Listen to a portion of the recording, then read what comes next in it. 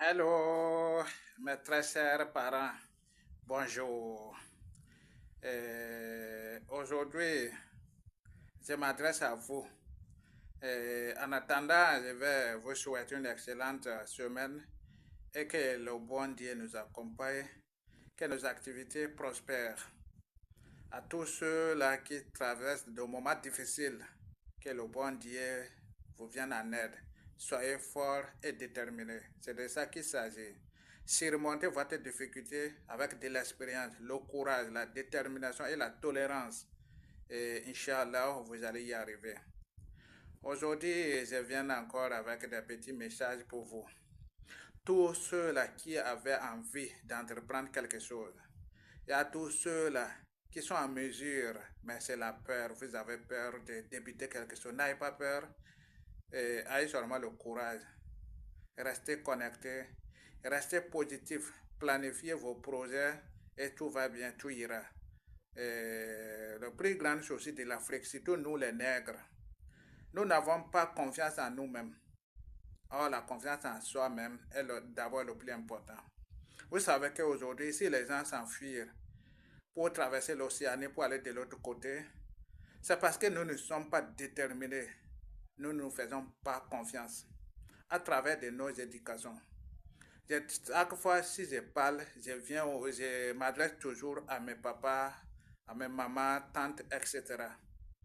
Tous ceux-là qui sont des éducateurs et éducatrices en Afrique. Changeons le paradigme de notre éducation. C'est ça qui ne fait que décourager et rendre notre jeunesse paresseuse. C'est nous qui formons les paresseux. Et à la dernière minute, on ne se rend pas compte. On accuse seulement les autres. Il y en a aujourd'hui, leur enfant quitte le domicile le matin, c'est parti pour la nuit. Et lui, maintenant, le père ou la mère ne cesse même pas de savoir où l'enfant a passé sa journée. Il y en a qui ne savent pas ce que son enfant mange. Il y en a qui ne savent pas ce que son enfant, qui l'enfant collabore, qui l'enfant vit avec. Personne ne sait. Parce que nous avons tendance de dire que c'est le bon Dieu qui nourrit, chacun doit se débrouiller. Parce que on a produit des nombres des enfants qu'on est incapable de supporter. Le plus important, c'est de produire ce que nous pouvons entretenir, soigner, escolariser, nourrir, loger normalement. Je ne parle pas de la qualité. Je ne parle pas de la qualité. Parce que la qualité vient en nous-mêmes. C'est un choix.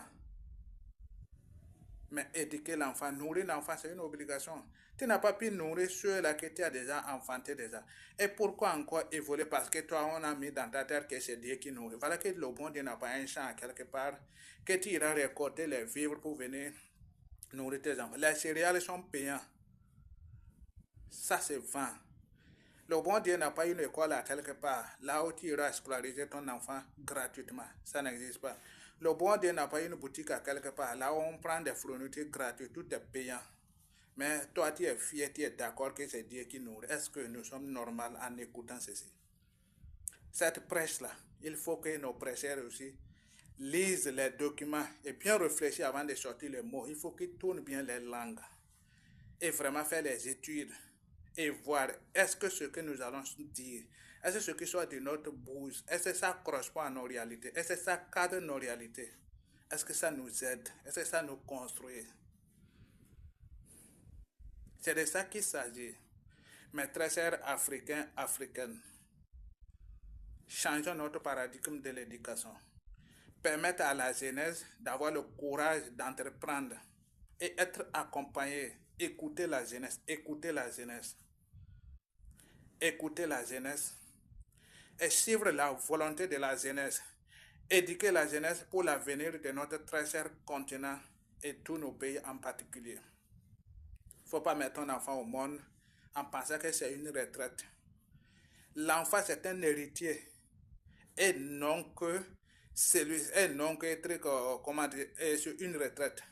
L'enfant, c'est un héritier et non qu'une retraite. Donc, il ne faut pas que nous allons produire des enfants parce que on sait que d'ici là, la vierge va nous arriver, c'est les enfants qui vont nous nourrir. Est-ce que nous-mêmes nous sommes conscients de ce que nous pensons? nous ne pouvons pas penser au-delà de notre idée-là. Toi, tu vas mettre ton enfant au monde. L'enfant n'était rien, bébé dans les siphons. Mais toi, tu vas s'asseoir en tant qu'un adulte, un responsable. Dites que c'est cet enfant qui va grandir, venir te nourrir. Non, mon frère.